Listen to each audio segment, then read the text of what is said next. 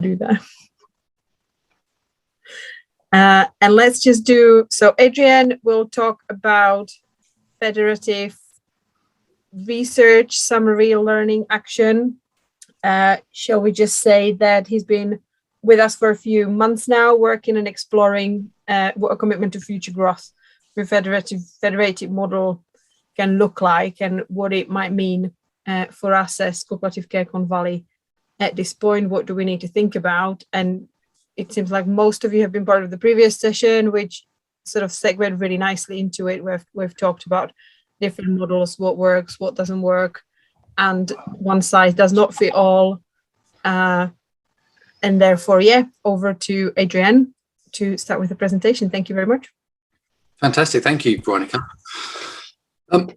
So, as I was saying in the end of the last session, as the tease for this one, it does feel in some way that Gareth, Cliff and Neil, with what they were sharing and talking about and raising in questions, was almost a warm-up act for what I'm bringing to share with you to reflect on this morning as well. So thank you to all three of you for that great unconscious connectivity we had in our thinking for how we put all that together.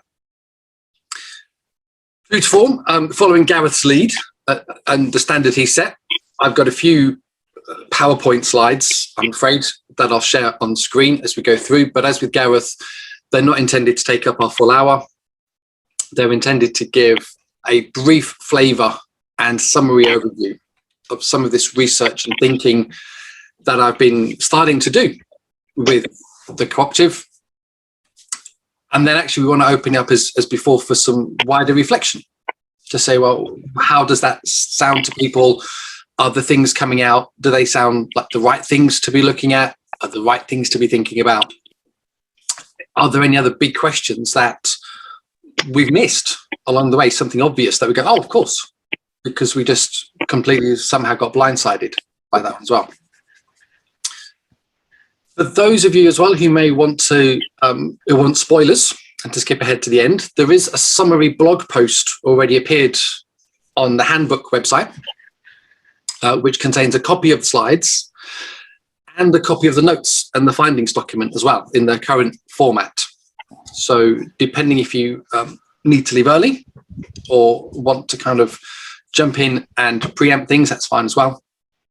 I'm also of the view, which is if you want to interrupt as we go along, if you want to kind of ask questions or any clarification points, I'm happy to take them as we work through, rather than, you know, me speak at you and broadcast for 20 minutes or so, and then we have a wide-ranging discussion. I'd rather chop and change in between to do it that way.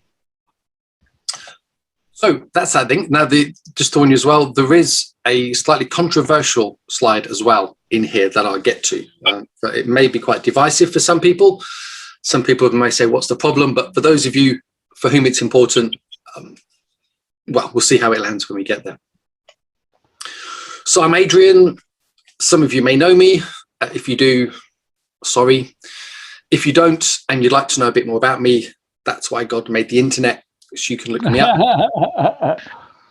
The key thing, though, kind of particularly because we're recording as well, is to recognise Power to Change's involvement in this as well.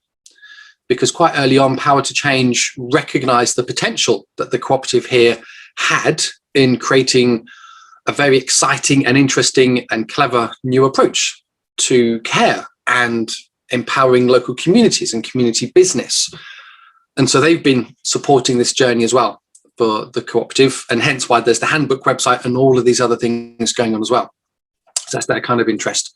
Hopefully, Veronica, that ticks the box in terms of making sure we thank the funders. But just to kind of put this in a bit of context. So why a federative model? What kind of federative model are we talking about?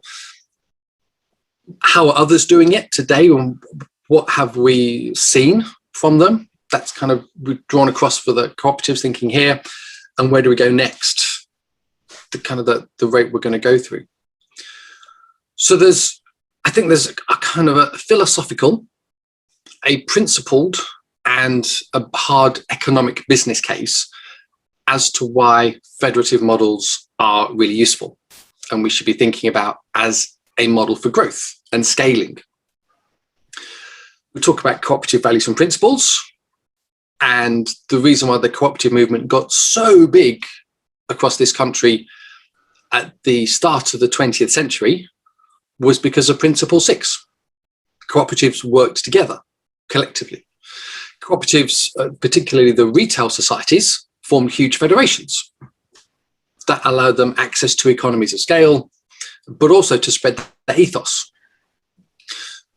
We've also, as well as some of the issues that were coming out and the themes from Gareth's session earlier today, there's a strategic business and an economic case for federations as well. Because they're more dispersed,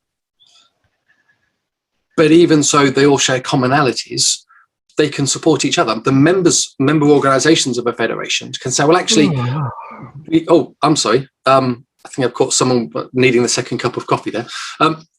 There is an argument that says, well, particularly in care, when we're managing people who are on leave, people who are taking holiday, how do we kind of juggle staff rotas around? Well, potentially, if there's a neighbouring co-op or community care business who's regulated and registered, we can start to share shifts between ourselves to work it that way. We can share learning, we can share back office functions, generate shared purchasing. Because there's that dispersing, because things are being kept small, we can be more creative. We can come up and try out new things more easily and then share that learning with each other afterwards as well. Collectively, there's a combined power. We're talking about the need for reform in care as well, which came up earlier today. There's more evidence then that can be captured, stronger voices to lobby and influence. And so it goes. So the federative model seems to be really good on lots of levels at ticking through this. And so, but when we talk about federations, though, I think for many people, if you're steeped in the cooperative sector and cooperative history, the one that you're probably thinking of the most is the federation that is a sort of cooperative wholesale society and the cooperative retail societies. But actually, there are different ways of doing federative models. But if you go outside of the cooperative movement and you talk to people about federations, and we're talking about educating communities, most people's idea of federations be one of these two: Star Trek or Star Wars. Star Trek, based on the idea of the United Federation of Planets. You know, every planet is its own sovereign nation, but they all collaborate together and they all take turns to ask for the Enterprise to come and fix whatever the problem is. Or in Star Wars, there's the sort of Galactic Federation before Senator Palpatine came along and got a bit carried away and turned to the dark side. So we have this confusion perhaps about what we mean when we say federation as well. Not just within ourselves as a movement, but within wider communities as well.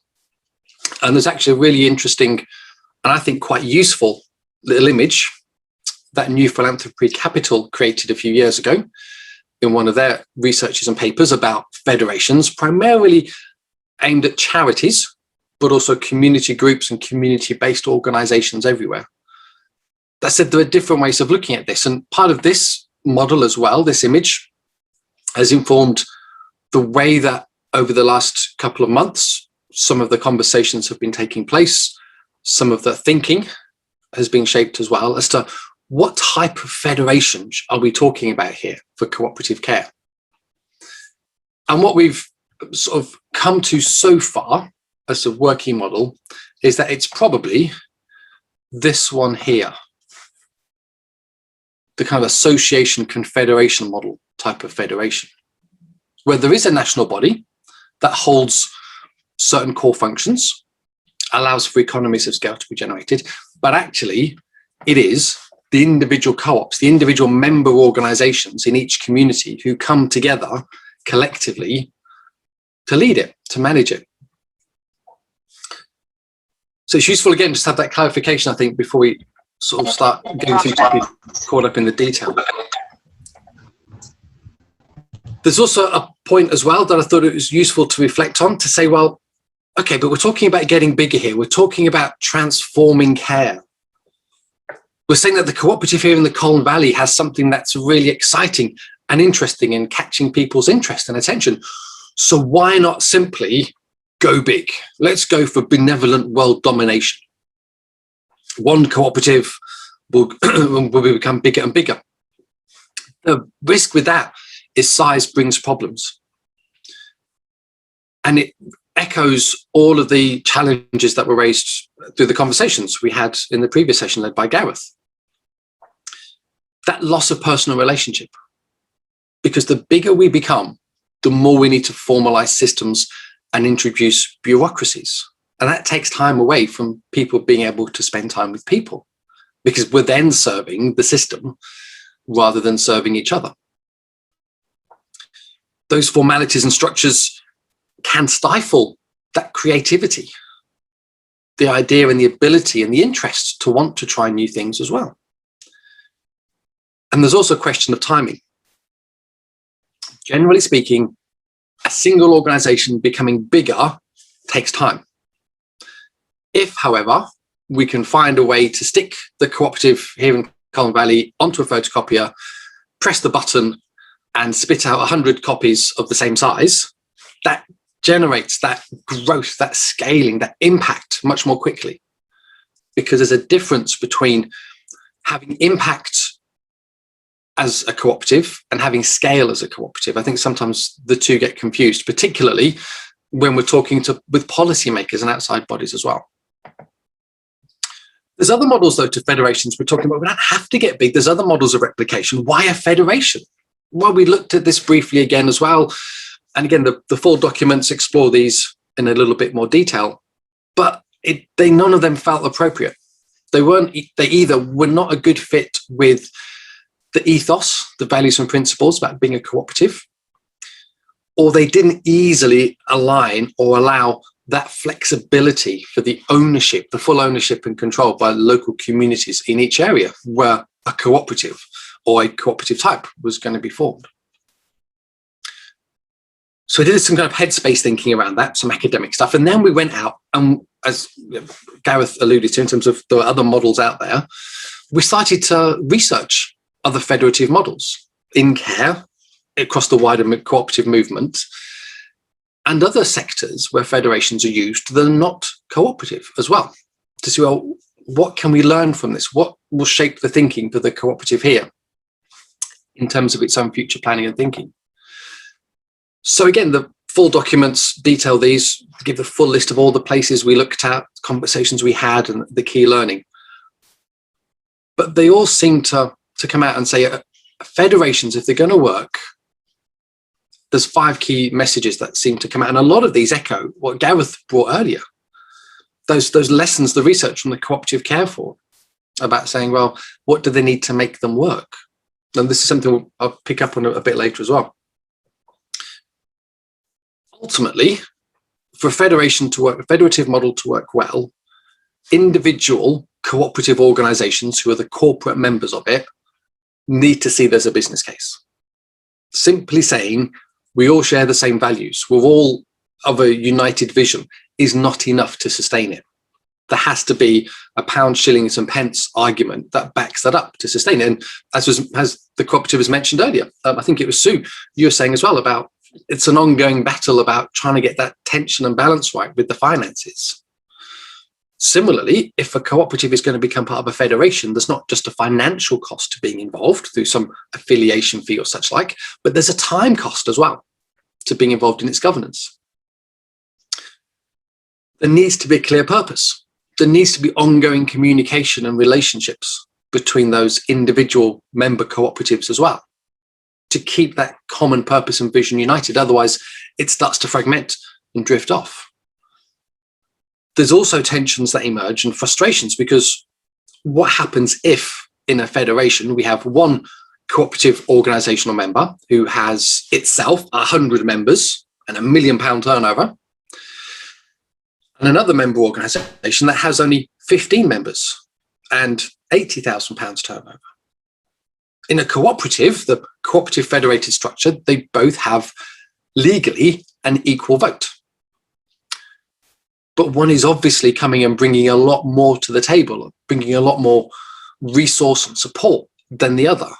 And there's in an important way, needs to be some equitable arrangement to recognise that. so that the larger ones remain engaged without feeling that they're being passed over for the smaller members, and the smaller members don't feel that they're being ignored over preference for the larger member organizations. Another key question as well that came out is, what do we mean by local? We talk about local communities, we talk about local care, but if we're replicating a model, if a federation is going to act as the mothership to all these individual co-ops and other types, then where should the geographical boundary be? How big is too big to remain local? So if the cooperative here sort of said the Colne Valley.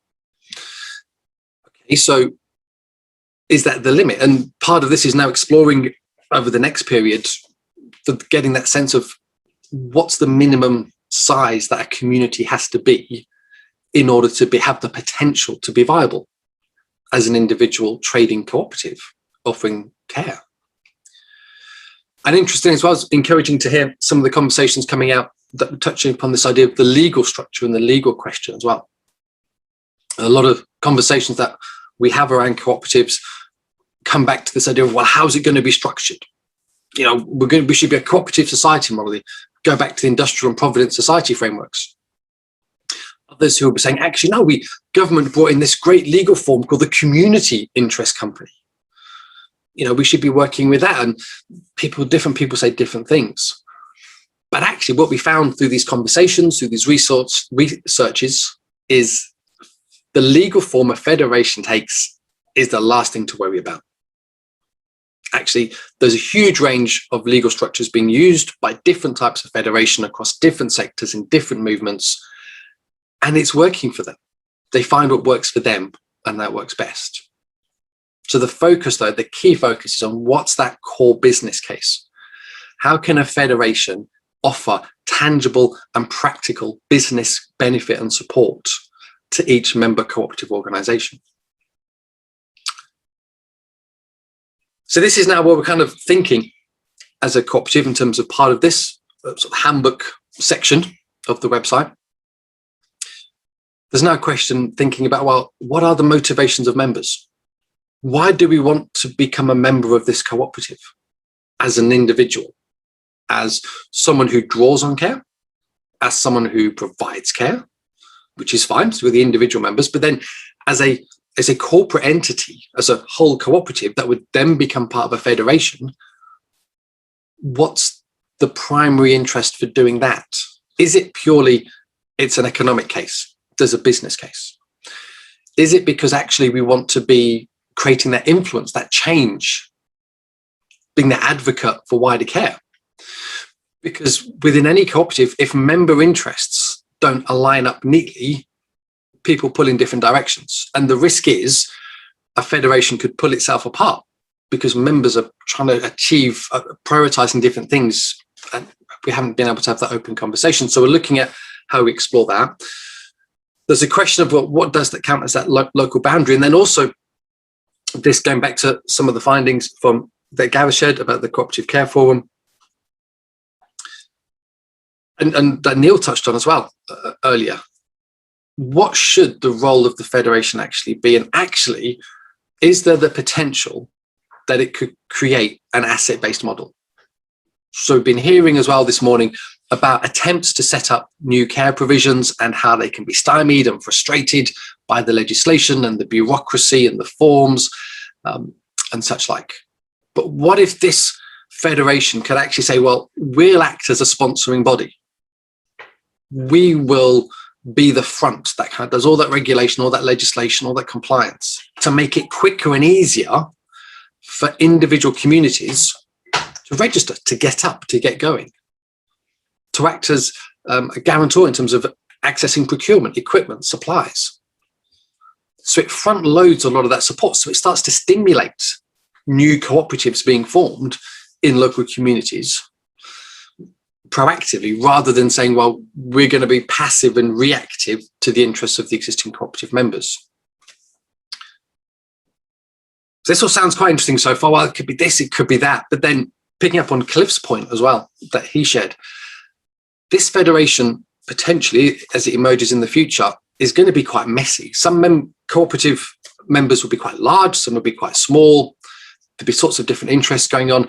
How do we reconcile that? How do we pull all that together in some sort of structure? So the good news is we've also started to think about what kind of structure might a federation have in terms of its governance rather than its legal form. And part of this as well is drawn on a session that Cliff ran himself as part of the journey that we've been exploring to date.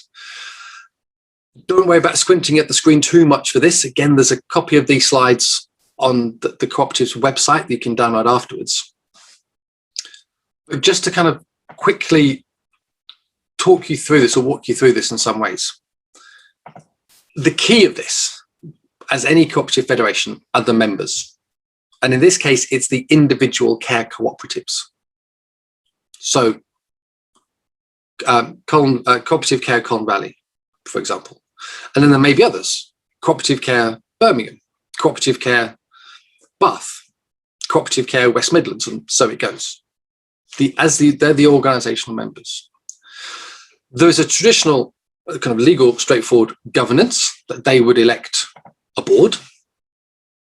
And what we're thinking at the moment in terms of how this remains equitable and inclusive is that as a member, each member can nominate one person to sit on that board. So it keeps an equality of representation going from the wider membership. But then there's also the opportunity for co-option as well. So if there are particular specialist skills or insight that were needed, so if the federation needed to go through some due diligence process, it would have the option of bringing in additional people at that level to satisfy those requirements. And the board employs and appoints and employs staff and officers. But in terms of this dynamism of relationship as well, how do we make sure that we hear all the voices are heard in the governance? Cliff's great phrase, how do we make sure we hear all the voices in our governance? Well, there's a two-track approach to that. One is the traditional structure that many cooperatives have used over the years, which is working committees. That there are interest themes that are created that sit alongside, slightly below the board. And each of those working committees will be structured and appointed and formed with one member, well, sort of one director from the overall board. But then the membership of those committees would be open to the individual members of each corporate member. So we pull through individual members from local communities in influencing and informing the voice of the National Federation that their cooperative is part of, and there's a relationship between them. We also then as well have sort of a member council model as well alongside this. That the member council is there to explore wider questions, wider themes. So the board of directors ensures the compliance, ensures the oversight, drives the strategy, and the member council is there to say, as a federation, let's not lose sight. Let's bear in mind our ethos, our visions that we all share, and how we work it that way. So that's that kind of structural model as it works at the moment, as we've kind of come out, which leads us to my last prompt this morning to take us into hopefully about half an hour or so of reflection, question, conversation, or less, actually. You know, I've never been one for padding for time for the sake of it. If you've all completely blown away and think, that's brilliant, we just need to go and sleep on this before we come up with any great ideas, then don't feel we have to stay here for the rest of the time if you need to slope off for your lunches early. But I've got some opening questions for you now, having rattled through all of that at a bit of a pace. Reflecting on the conversations that have already happened this morning, that Gareth initiated through what he was sharing about the cooperative care form and others. For those of you who've also been part of conversations to date through this journey that the cooperative has been going through the handbook website, through other conversations, webinars and presentations, does the federation, the idea of a federation, seem to sit quite well? Does this seem to tick the boxes in terms of achieving scale, of impact, achieving influence, transforming care, reflecting the values and principles, holding it all together? That's the first one. Second one, is there anything that you think we've missed? So the questions that we're now thinking about, just to kind of quickly go back, so to find the right one. So the questions that we're now thinking about is the practicalities, really. What counts as local? If in the federation model, we need to draw some boundaries that would sit within that, how would we best approach defining that question of local? And second one is about how do we make sure that the federation doesn't pull itself apart or get involved in too much infighting and distraction about what its core purposes should be. So making sure member interests and motivations, both as individual members of individual cooperatives and cooperative care providers themselves, are all neatly aligned. And how far should or could a federation start to be proactive in actually going out and starting to propagate and actively encourage the setting up of new care cooperatives in different areas? And just as a side point, and this is maybe the one for the chat, if you want to pop something in the chat about this, what one thing about this morning, in terms of what I've shared there, has struck you as being, hadn't really thought of that before, or that's really interesting, or but what about this? Something which we don't necessarily need a direct answer to now, but as the cooperative and as part of this process is really useful to capture to help with this thinking and process as we go. Ideally as well, I'd like to keep it focused around the cooperative here, the question of the federation, and not get too sidetracked into which is better, Star Trek or Star Wars, in terms of federative models. But other than that, thank you for your patience in letting me work through that. As we said, there are wider sort of documents and notes and things on the website already. I'm sure there'll be a link appearing in the chat box soon if it hasn't already. But yeah, let me stop sharing now and we'll see what that prompts. And Lionel has your hand up first. Veronica, am I okay to kind of call off names? Great, thank you. Okay, so Lionel, with the possibly the most impressive looking bookshelf display beating Graham's and Gareth's on the Zoom background today. Go for it. Impressive because it's a mess, I think.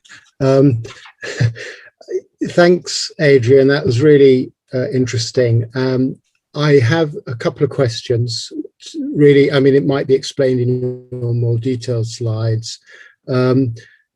The slide, I thought learnings was a great slide. I didn't quite get whether it was in order of your recommendation, what you considered important, because you said for the last point, clarity of legal structure, that your conclusion was that was the least, you didn't have to worry too much about that, whatever works for you. But I didn't get whether the rest of them were in any kind of priority order. And I didn't understand, I'm afraid, what the asset-based model was. And if you could say a bit more about what you'd be trying to achieve. The page where you had the chart of the board members and how many directors you'd have from each. I must say I have not a lot of experience with co-ops, and so you know, one sees charts describing the crossover and connections between committees and directorates and boards and so on, and I must say I didn't quite recognize what was particular about that structure that was reinforcing strengths of a federation, or in that structure trying to avoid the weaknesses. And I think it would be really helpful to tie your design of the structure around the previous slide around learnings and what you're trying to go for and support and what you're trying to avoid, you know, with, for example, growth or whatever, keeping things local. So, you know, more information at that at some point would be great. Okay. So there's three things there. Let's see if I can just do them in pairs, because some of these ideas and comments you got may connect together. So Kelly, can I come to you next? And then I'll see if I can kind of pull them and see where we can work together. Yeah, sure. Mine sort of connects to that. I suppose it's again coming back to this idea of sort of legal. I suppose first of all, so it's really interesting. I really like the idea of the federation. I think it could potentially work quite well. And I guess I suppose in terms of, I suppose it's the legal form, or I suppose I see cooperatives in two ways. You've kind of got cooperatives as an organisational or legal form. So you have a cooperative organisation. Then you have the kind of cooperative model, and the federation feels more like a cooperative model in some respects anyway. In that, I wonder if it's possible to have the federation as a cooperative model, but within that you don't just have cooperative organisations. So my research is around social enterprise more generally, and around micro enterprises. So could you have a federation that then has social enterprises as members or micro enterprises as members, either together or so is it a broader model, I suppose, for social enterprise as opposed to it being contained to cooperative? And I'm not sure if that's kind of what you're potentially suggesting with this. Sure. But actually, this is more about cooperatives as organisations, if that makes sense. Sure, yeah. And it's something which, because there is this question about how far should we be prescriptive about how local communities structure their approach to care. If the community is in charge, if the community is leading it, if it's inclusive, then that's the best starting point. Does it have to be a cooperative structure that exactly mirrors what Colin Valley have done to work it out? Because actually there may be local factors which say that's not entirely appropriate. There needs to be that flexibility.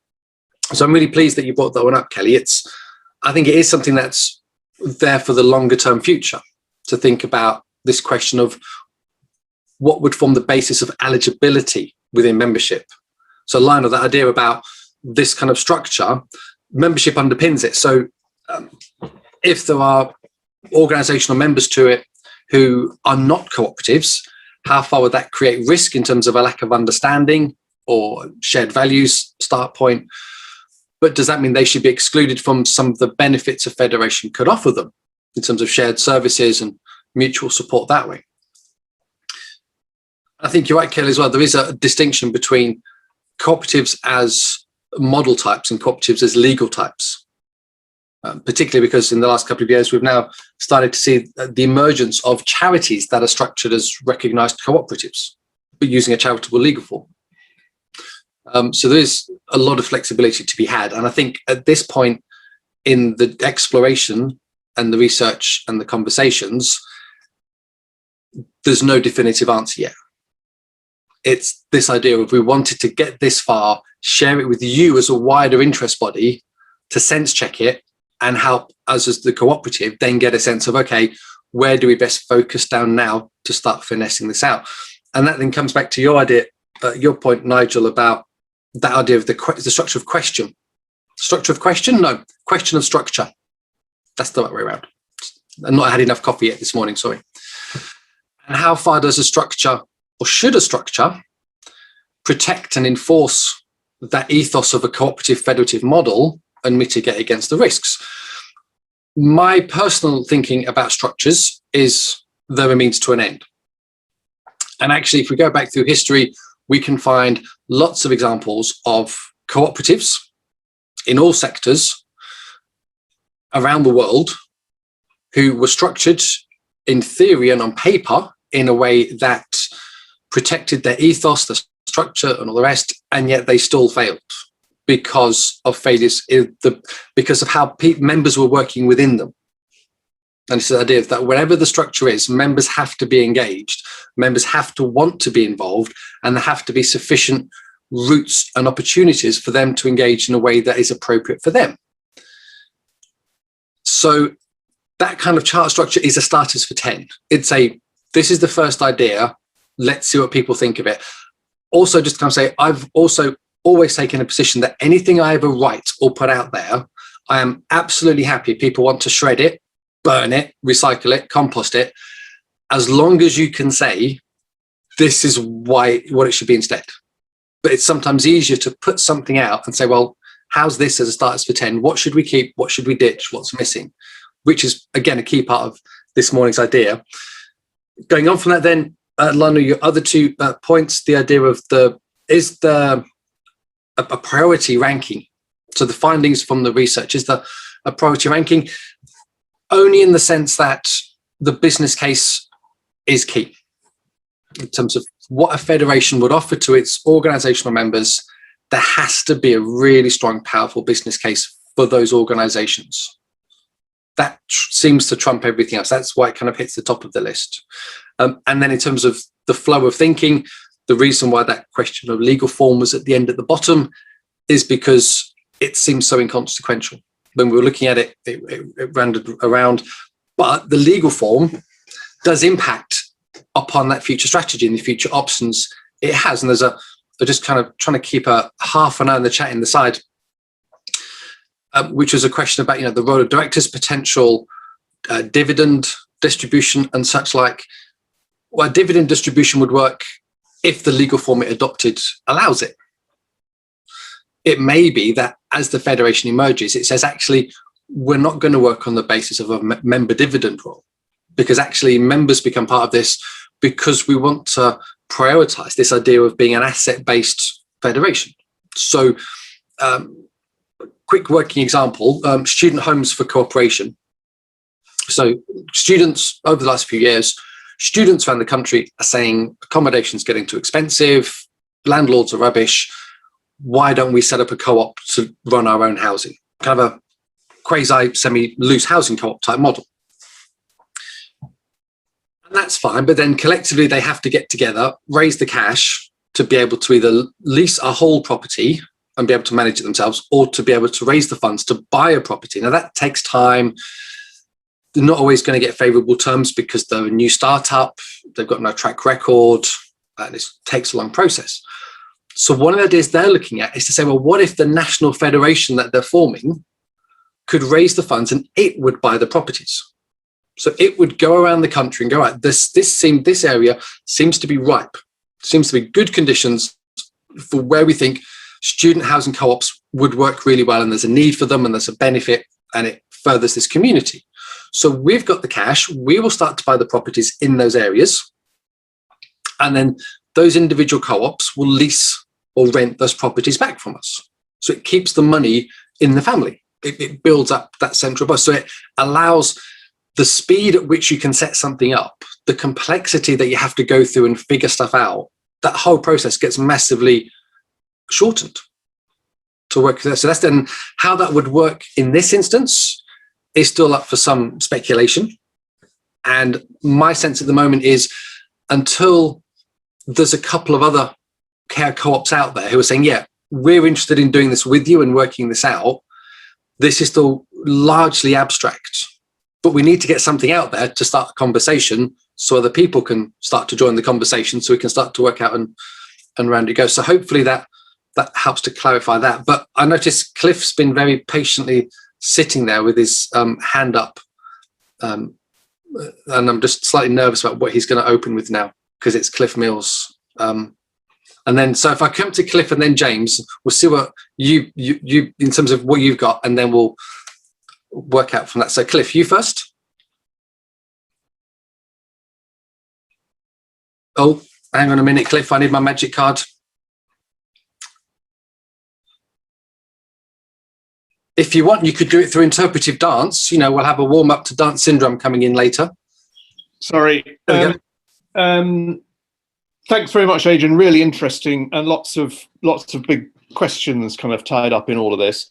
And just to sort of keep it sort of limited, to me there are sort of two questions in here. One is, which you just started to touch on, then, when do you start a federation? And the second one is the balance of power then between the members and the federal body. So just dealing with the first question first, when do you start a federation?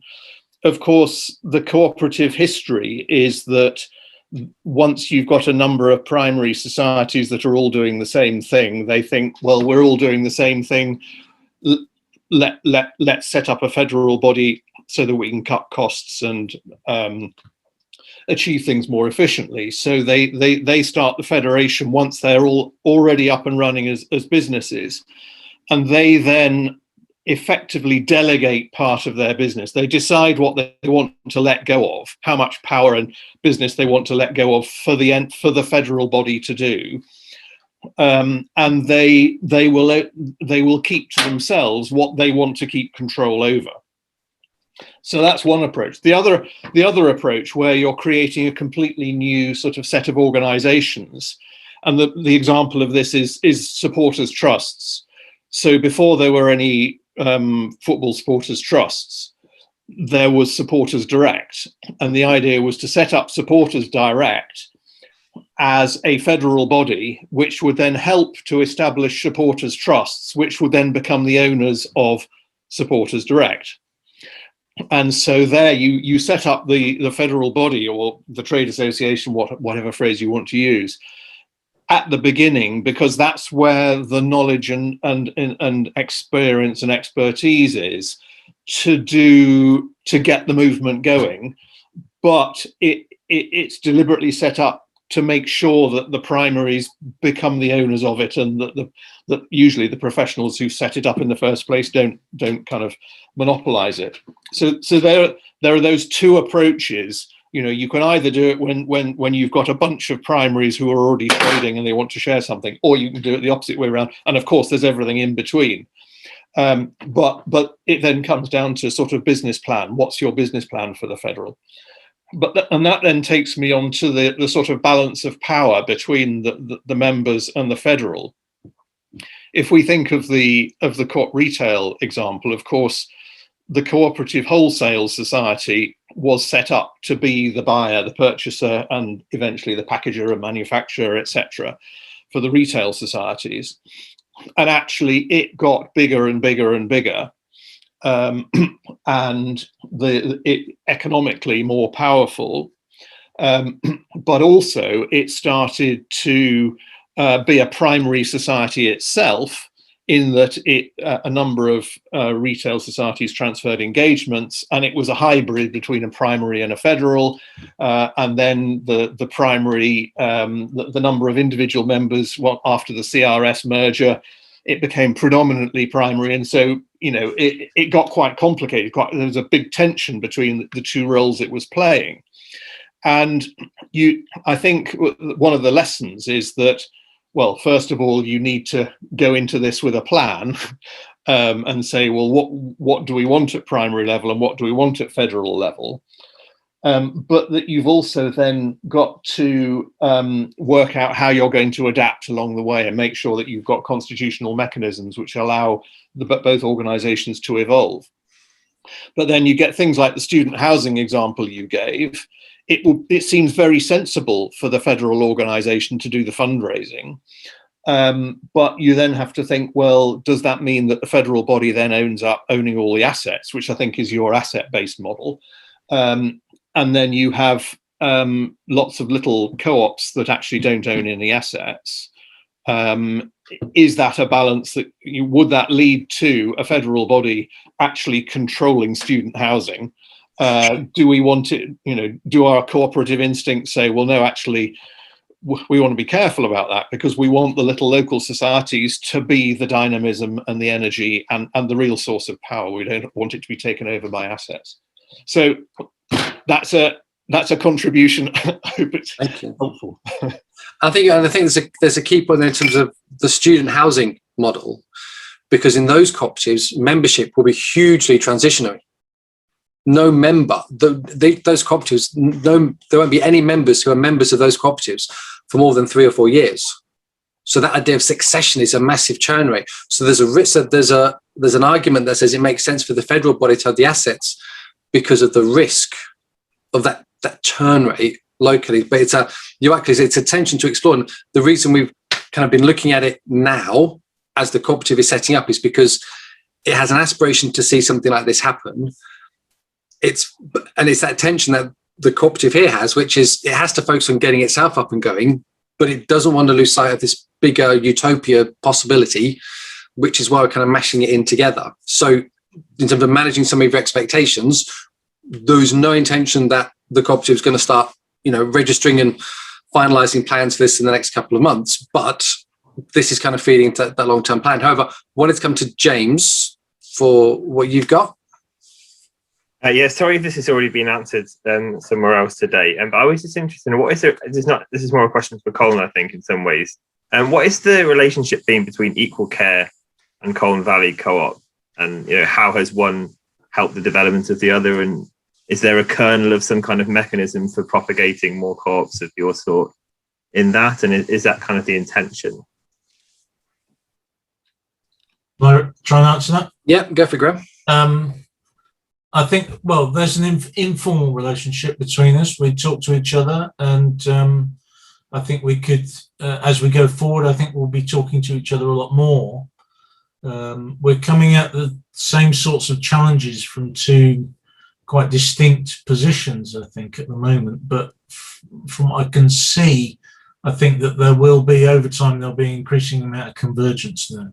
And I think that, I mean, we've got Emma running a session, is it tomorrow, Veronica? Where she'll be talking more about what they're doing in terms of building a digital commons, a digital platform for to support care.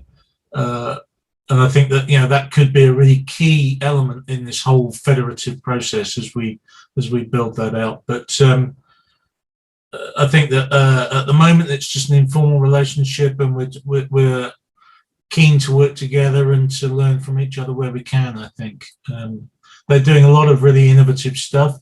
I think we've come at it perhaps from a slightly more prosaic perspective, just sort of trying to do something quite simple to tackle some of the issues that we see. But a lot of mutual learning and benefit to be had there, I think. Now, Graham, you had your hand up before James asked his question, so you've got something to add. So if you can add your bit and then Ian's bit as well. Yeah, okay. I just wanted to sort of inject a few thoughts into this conversation from a sort of a practical, pragmatic point of view, because some of it's quite abstract, I think, at the moment, and that's fine. But I just wanted to make a couple of points about where we're coming at this from. One is that we've, right from the sort of get-go, really, we've seen this developmental model as a sort of a key bit of what we're about, because we recognized early on that the sort of small is beautiful thing, and therefore that if we're going to scale this out, then some sort of networky, mycelial, federative approach is going to be required. So it's really interesting to look at some of the options that are there available for us. But also what we've found is that really from quite early on, because we've been quite sort of a mouthy lot in terms of talking about what we're doing, is that there's been a lot of interest. So we've been running these sorts of calls for probably a year now, on and off, and we get lots of people joining these calls, and they're coming from all sorts of different contexts and local government and from care sector and elsewhere, and they're all perking their ears up saying, oh, this looks quite interesting. So there's clearly some sort of demand and interest out there for what we're talking about. And so again, and we've got people like Lionel on the call from Ealing Care Cooperative, which has just recently registered as a society. And so, so we've sort of got a federation by default in place, and what we want to do is really make that work effectively. So, it's fine for it to be informal at the moment, and we're trying to sort of push that forward as best we can. But what we need, and what we recognised early on, is that if we're going to make the most of this opportunity, and we do see this very much as an opportunity to create something of substance in terms of a cooperative care sector, if you want, then that's going to need a bit of organising. It's going to need a group of people who've got the right sort of motivations and skills and expertise to say, let's do this stuff, let's take it forward and be a sort of a development organisation, if you want, to get out there and make the market and identify those communities that are interested and get on with all that work. That's going to take a bit of time and effort and money.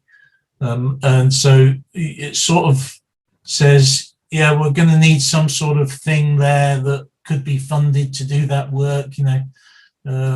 So you need to sort of create a People's Popular Front of Judea type of construct, you know, whereby all that stuff can happen. I disagree, Graham. I think it's the Judean People's Front we need to create first. Sorry, yeah, you've got it right.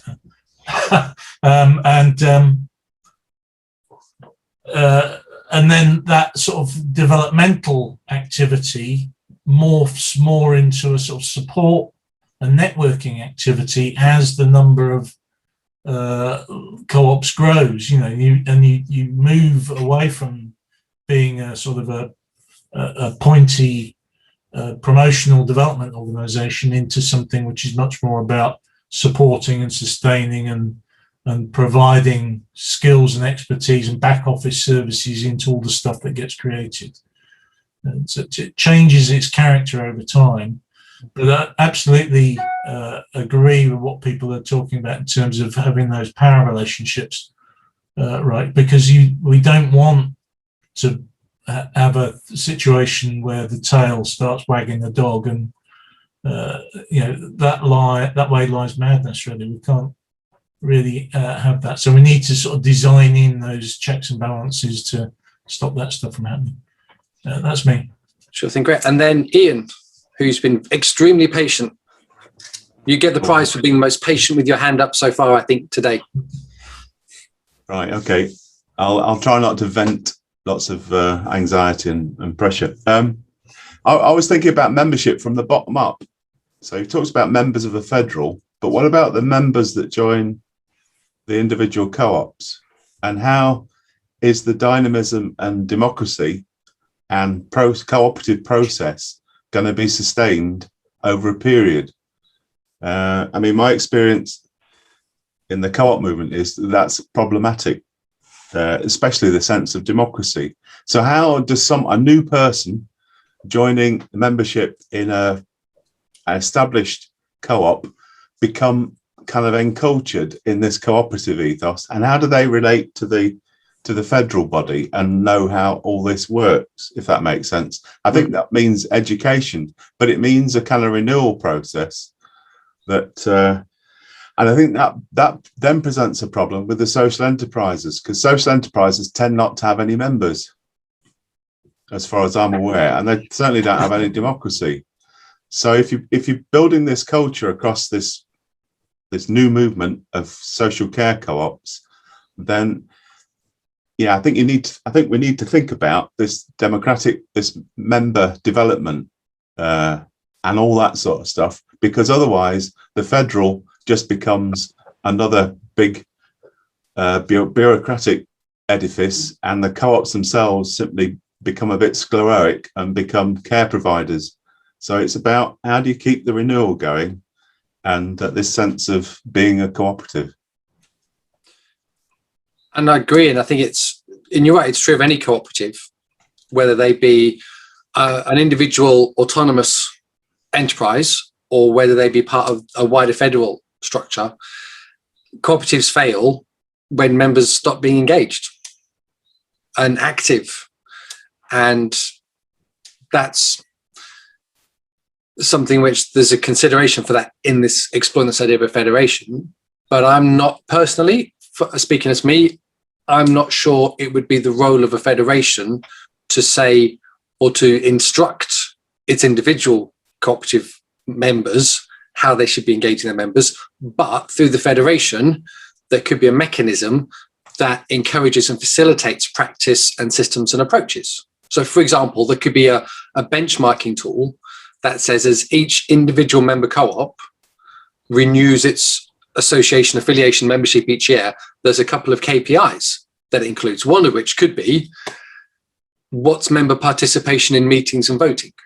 If that's just a number, then I'm not sure it means anything. No, but it's a number and it's a start point. I think Radical Roots have a very strong educational process to keep to keep their democracy alive. Sure. And the Co-op Union had a big emphasis, not Co-ops UK, but had a big emphasis on education and building an ethos. Absolutely. But the reason I'm suggesting that you'd have that marker would be that each of the member co-ops could then look at each other and say, who's got on the face of it a really good engaged, members who are active in the democracy of it, who's got people, which co-ops have got members who are really well engaged in learning and education activities, and let's go and have a conversation with each other. So the idea of so that the federation facilitates that sharing of experience and models and ideas, but there needs to be a structure, some kind of simple system that allows it makes it easier to spot which members, so for example, Colin Valley says, how well are we, we've got 80% turnout in board elections. We've got 60% of members engaging in learning opportunities and education stuff we put on, but is that good or bad? But then having a comparison point with other care cooperatives says, okay, yeah, we should be doing more. This isn't high enough. And how do we address that? Again, it continues this idea of openness and collaboration with each other to say, well, Bath, you've got 90 and 80%. That's way up. What are you doing? That seems to be working. How can we learn from that? How can we share to shortcut some of those processes to strengthen the wider movement even more quickly? But I'm conscious that we're bumping up at 12:30, and I'm going to get in awful trouble with Veronica, who's clock watching on all of this. So I'm going to suggest, unless anyone has something that they can share in one breath, that you follow the links that Veronica's already shared in the chat to the wider notes that have kind of come out so far. And if you've got comments against them or ideas, then please do get back in touch with us. Use the links, use the kind of contact form and all the rest. Send us your thoughts and feedback. And then, so Veronica's my handler in this particular strand of work. She and I will then reconvene and actually then whip this up into a fuller version and model an idea as part of this development and put it back out there for wider consumption to keep it going. Otherwise, Veronica, back to you for closing thoughts and any warm-up exercises people need to do before they start dancing. Thanks a lot, Adrian. That's great. Thanks for all of the comments in chat. I can just see that it's been a flurry of messages just towards the end now. So we're downloading those and we can use them to sort of reflect on as well. So thank you very much for all the discussions and sort of answering questions for one another. I'm not going to suggest warm-up exercises. Some people might eat. I'm hoping they're going to be gentle with us at 1 o'clock. Sorry, it's 1:30 now. So we'll have Dancing Drum running a session for us for 45 minutes, telling us a bit about how they work and then actually doing some activities with us so we don't sit in front of the screens for the whole of the day and we actually get to move. So hoping that we'll be able to see some of you there. And then later in the afternoon for a session with John Roberts, who's going to talk about the work they're doing with Northwest Care Co-ops, which will come back to some of the points which we've already raised. Yeah. So thank you very much, Adrian, and we'll see you in half an hour. I just wondered whether we could just keep the call open and if people want to sort of chit chat. Yeah, that's fine. Yeah, wonderful. I'll stop the recording now so that doesn't sort of not everything has to be recorded into eternity of the internet, and then yeah, we'll take it from there. Thanks.